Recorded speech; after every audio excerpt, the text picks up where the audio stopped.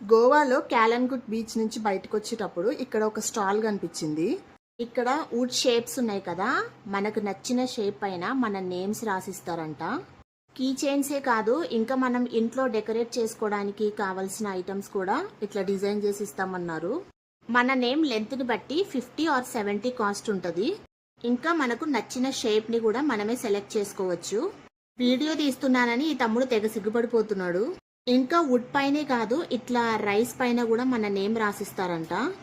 నోట్బుక్లో name రాసిస్తే గనక అతను ఆ లెటర్స్ అన్నిటిని కలెక్ట్ చేసి మనకు నచ్చిన షేప్ పైన వాటిని స్టిక్ చేసి దానికి వుడ్ పెయింట్ వేసి ఇట్లా కీ చైన్ లాగా తయారు చేసి ఇస్తాడు.